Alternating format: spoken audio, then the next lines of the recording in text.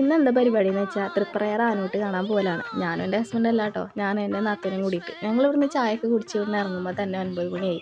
Bus കിട്ടി. അവിടെ എത്തുമ്പോൾ 10 മണി. ഇവിടുന്ന് 1 മണിക്കൂർ യാത്രയുണ്ട്. ബസ്സുകാരോടൊക്കെ ഞാനൊരു 16 പ്രാവശ്യം ചോദിച്ചിട്ടുണ്ട്, എത്ര മണിക്ക് എത്തും ചേട്ടാ, എത്ര മണിക്ക് എത്തുന്നത്. അവിടെ എത്തുമ്പോൾ 10 മണിയായി. കറക്റ്റ് അവർ പറഞ്ഞ പോലെ തന്നെ 1 മണിക്കൂർ. പക്ഷേ ആനയോട്ടൊക്കെ കഴിഞ്ഞ് ആന തിരിച്ച് വരുന്നത് മാത്രമേ ഞങ്ങൾക്ക് കാണാൻ പറ്റുള്ളൂ. ആനകൾക്കൊന്നും കൊടുക്കാനും പറ്റിയില്ല. വഴിയിൽ കാണുന്ന ആൾക്കാരൊക്കെ ആനകൾക്ക് പഴങ്ങളും സാധനങ്ങളൊക്കെ കൊടുക്കുന്നുണ്ട്. ഞാൻ കടകളിലൊക്കെ നോക്കിയപ്പോൾ അവിടെ ഫ്രൂട്ട്സ് ഒന്നും കണ്ടില്ല, വെറും സ്വീറ്റ്സ് മാത്രമേ ഉള്ളൂ. ഭയങ്കര വിഷമമായി. ആനകൾക്കൊന്നും കൊടുക്കാൻ പറ്റിയില്ലല്ലോ എന്ന് ആലോചിച്ചിട്ട്. ആനേനെ ശരിക്കും കാണാനും പറ്റിയില്ല, അതിൽ പങ്കെടുക്കാനും പറ്റിയില്ല.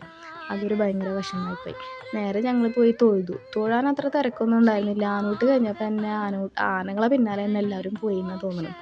അതുകൊണ്ട് ഞങ്ങൾക്ക് തൊഴാൻ നല്ല സുഖമായിരുന്നു. 10 മിനിറ്റ് ആ വരിയിൽ നിൽക്കേണ്ടി വന്നുള്ളൂ. ആ 10 മിനിറ്റ് വരിയിൽ നിന്ന് ഞങ്ങൾ പുറത്തിറങ്ങി. പിന്നെ ഒരു വെടിവഴിപാട് ചെയ്തു. ഞങ്ങൾ രണ്ടുപേരും ചെയ്തു. അത് കഴിഞ്ഞിട്ട് ആ മീനൂട്ട് നടത്തി. മീനൂട്ടിന് നല്ല തിരക്കൊക്കെ ഉണ്ടായിരുന്നു. നല്ല കാഴ്ചകളൊക്കെ കാണാൻ പറ്റി. ആന പാലത്തിൽ കൂടെ പോണതും ഒക്കെ.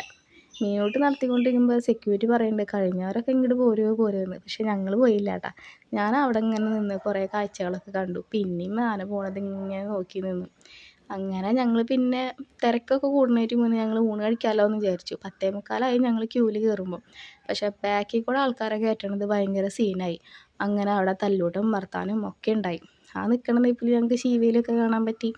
ആ ശീവേലി കണ്ട് നേരെ ഞങ്ങൾക്ക് ഊണ് കഴിക്കാൻ കയറാൻ പറ്റി.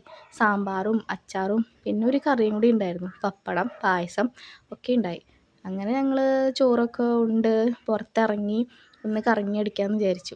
പരിപാടികളൊക്കെ കഴിഞ്ഞപ്പോൾ 2 മണിയായല്ലോ.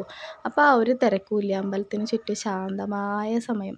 അങ്ങനെ ഞങ്ങൾ പുഴയുടെ അവിടെ പോയി ആ പാലത്തിൻ്റെ അവിടേക്ക് ഒന്ന് നോക്കി ഇങ്ങനെ കറങ്ങി അടിച്ച് ഫോട്ടോസൊക്കെ എടുത്തു. നേരെ പിന്നെ ബസ്സിൽ കയറാനുള്ള പരിപാടിയാണ്. ബസ്സിൽ കയറിയാൽ പിന്നെ പറയണ്ടല്ലോ, കൂർക്കം വലി തന്നെ. പിന്നെ ശരി, ഓക്കെ, ബൈ.